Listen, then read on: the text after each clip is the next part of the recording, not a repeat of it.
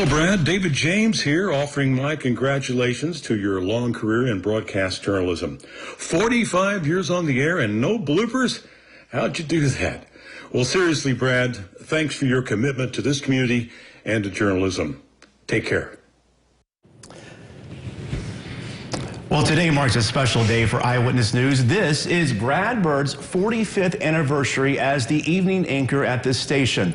Brad will continue on the anchor desk, although the times he is on may change a little over the coming days. During his time on the anchor desk here, Brad has reported on 6 Evansville mayors, 8 U.S. presidents, the blizzard of '78, the C-130 crash, and many other events that have shaped our lives here in the tri-state. And Brad is here with me tonight. First of all, congratulations to you. What an achievement 45 years is here at one station. I want to ask you, because my family and I used to watch you and Shelley on News 25 back in the day, several years ago. Goes back a ways, yeah. And that was before I even came here. What made you remain here for 45 years? It really wasn't planned out, but one thing I discovered was the people here in this community are great. And it's a great news town when you think about it. There have been some incredible stories here. And I also had the opportunity that a lot of people get in much bigger markets. I was able to go to Poland to produce a documentary with Mark Fisher, the future husband of Shelley Kirk, and covered a couple of inaugurations. And there was so much going on here at the station during that period of time. I was just so lucky. And the real joy of it was I worked with some great people. And I'm talking also about the reporters that we were able to bring into the building. And, you know, back in those days, Brandon, we had to be accountable, and we were responsible, but it was fun. And I didn't watch the clock, and I thought, gee, I'm actually getting paid to do this. And it was just a feeling in my heart that it was a place I wanted to stay in, a great community to raise a family in. And you're actually from Muncie, right? But Evansville did become your hometown. Right. What led you to stay here?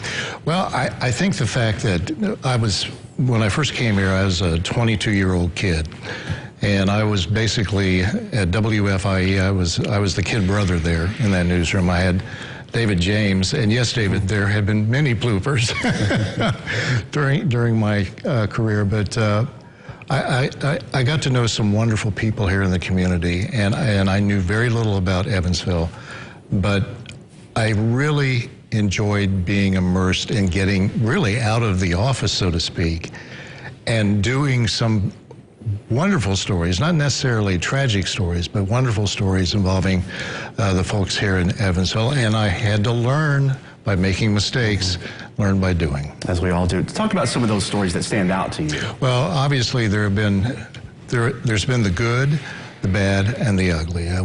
The thing that has impressed me about Evansville has been it is a resilient community that comes together in the face of tragedy. Obviously, the UE plane crash brought us all together. A lot of hideous crimes in the 1980s kept us together.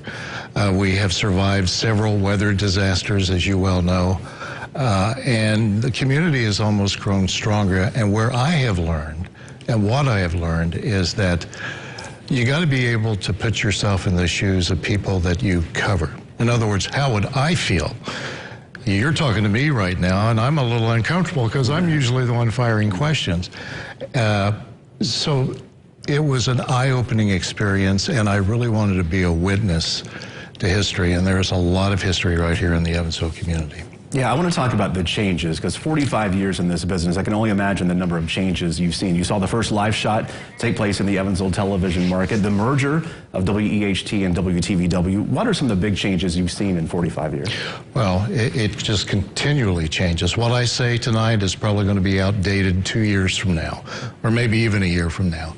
Obviously, the technology it continues to evolve.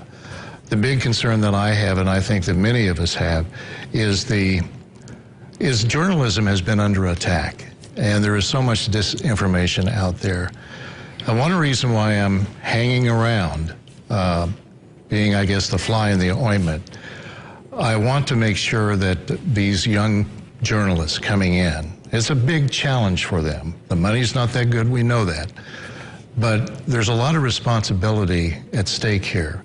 And we are really in a battle of trying to wipe out that disinformation and just tell it straight, be honest, and getting it right. Quickly, I want to ask you too, aside from anchoring the evening news, I know you're a big part of the community as well, hosting the Easter Seals Telethon every year, the Santa Claus Club Telethon every year. Why is that important to you? It's very important to me because I'm so lucky. I mean, that Easter Seals, that could happen to anyone. A person could have a stroke, a disability, or what have you. The Santa Claus Club, so very important because many of the community members who are very productive citizens didn't have proper clothing when they were kids, and they were members of the Santa Claus Club. Very involved with the American Heart Association, and my beloved wife, TJ, and I have been involved in trying to educate people about the importance of recognizing heart disease, not only for men, but for women too. I just feel like if you can provide some type of light in a calming voice, you can do good. Well, Brad, I know you said you're lucky, but we're lucky. We're at Eyewitness News. The Tri-State is lucky. I am lucky to be learning from you. Well, I am lucky. Brandon, I consider you a good friend. You're a solid professional and a good journalist. And we'll let the new adventure begin, okay? Yeah, 45 years. Congratulations to you, Brad. Well deserved. Thank you, Brandon. We'll be right back. Hi, Brad.